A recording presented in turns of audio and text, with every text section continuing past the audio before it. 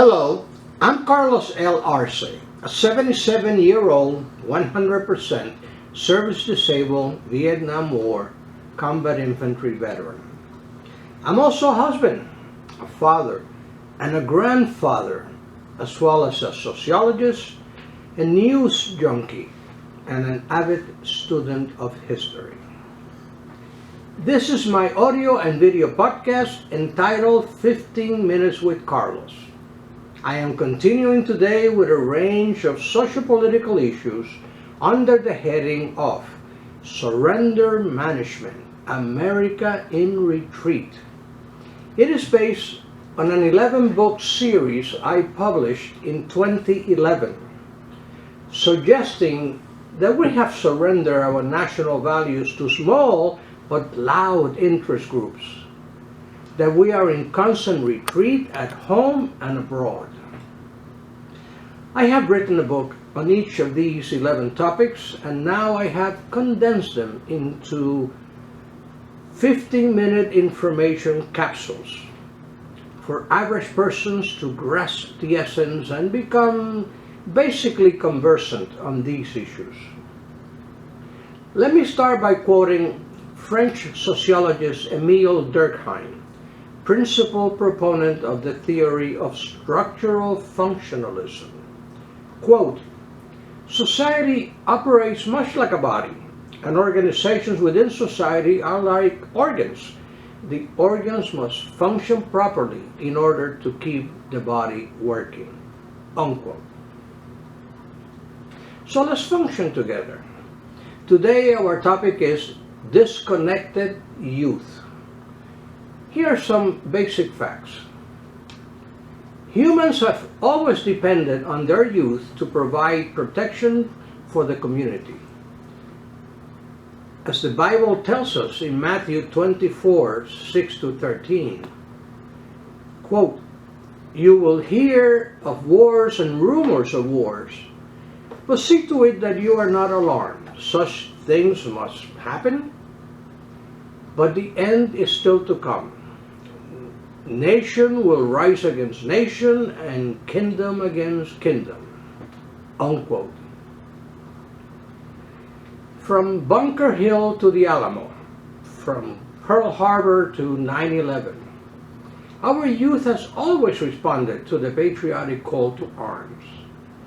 Today, we're afraid to reinstitute the military draft, and our armed forces do not find enough volunteers to fill their ranks. At the end of the Vietnam War in 1975, our nation opted to discontinue the draft in favor of the creation of an all-volunteer army. It was capitulation to a rebellious segment of our youth and a clear example of surrender management in our government. Let me quote President Ronald Reagan. Quote, "If we lose freedom here, there's no place to escape to. This is the last stand on earth." Unquote. Let's hear views from the liberals. We need to increase the pay so that we can fill the ranks of our volunteer military. We should subsidize employment opportunities for the unemployed youth. We should increase the funding for criminal justice diversion programs. We need to increase the pay of teachers. We should listen to the voice of protest from our youth. We should urge our youth to volunteer for service programs. We must stop arresting youth for minor drug offenses. Let's hear views from the conservatives. The pay and bonuses being paid now to entice our youth to join our military are already ridiculously high. A mercenary army is not what we want. Let's subsidize employment for the unemployed youth.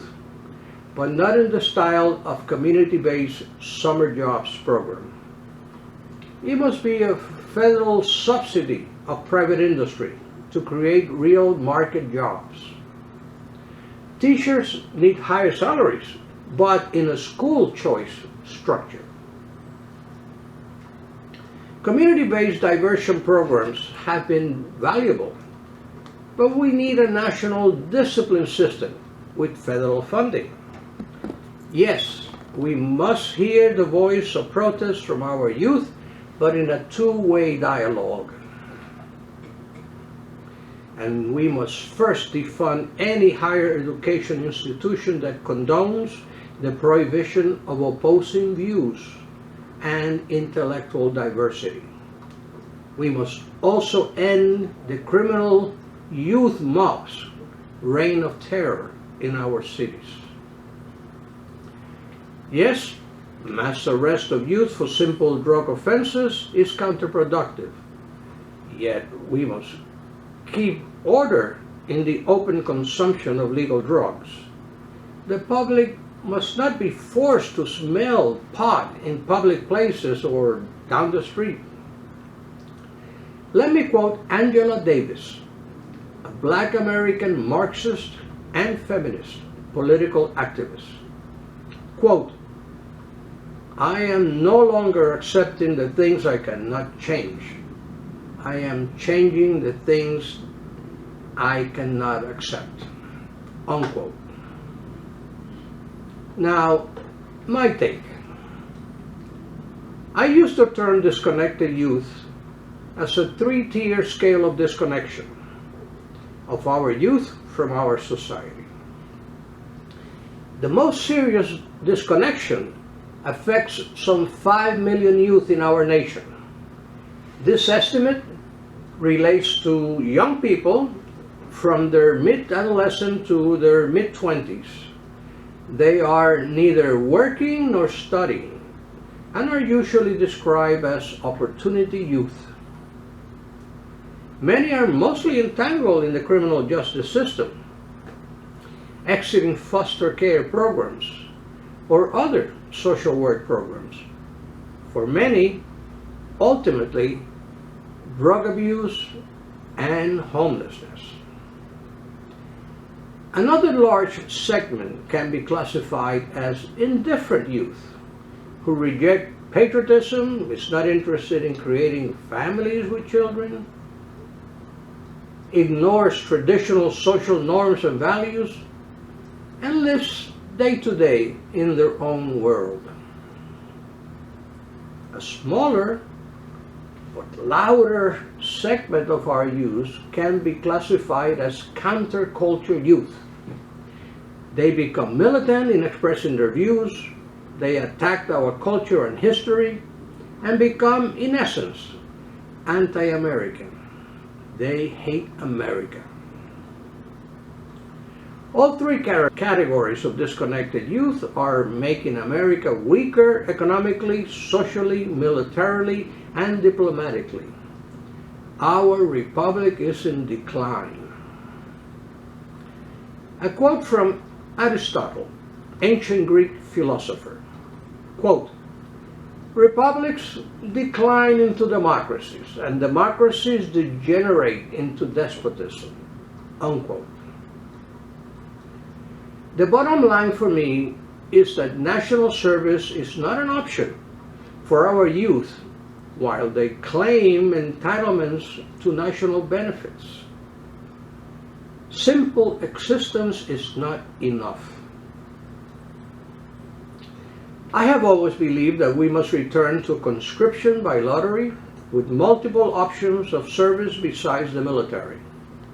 We need to flood our streets and transportation systems with well-trained auxiliary police officers. A quote from President Barack Obama. Quote, "We cannot continue to rely only on our military in order to achieve the national security objectives that we've set. We got to have a civilian national security force that's just as powerful, just as strong, and just as well funded. unquote. We must fill our schools with well-trained teachers' assistants, our medical facilities with well-trained nurses' aides, our borders with well-trained immigration control auxiliary officers. We need social workers, aides, to deal with the immigration and the homelessness crisis, and much more. Obviously, we also need sufficient military defenders of freedom. The penalty for refusing to serve should be a denial to enjoy all the benefits of citizenship.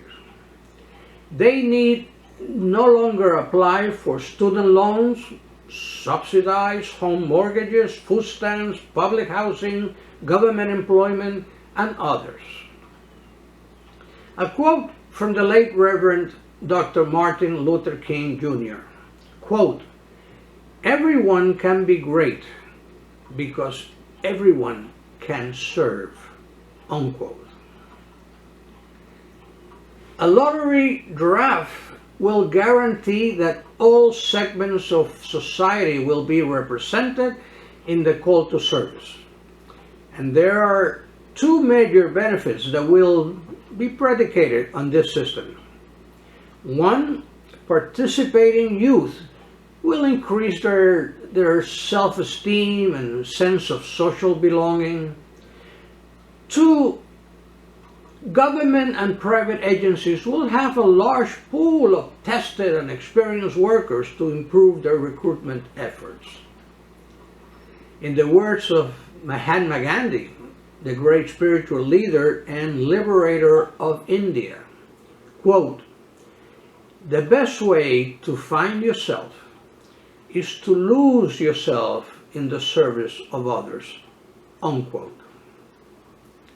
Our disconnected youth is like unrefined fuel slipping through our fingers. So let me close with a quote from a former Secretary General of the United Nations, Kofi Annan. Quote, "No one is born a good citizen, nor nation is born a democracy. Rather, both are processes that continue to evolve over a lifetime. Young people must be included from birth. A society that cuts itself from its youth severs its lifeline." Unquote. This concludes our episode today. You can tune in to new episodes of my audio and video podcast every month. If you find value in my publications, please take a minute to subscribe for free in YouTube and or Spotify for radio. Your support makes it possible for me to continue to speak out. Please visit my website at 15minuteswithcarlos.com. This is Carlos L. Arce, signing off. Make yourself a great day.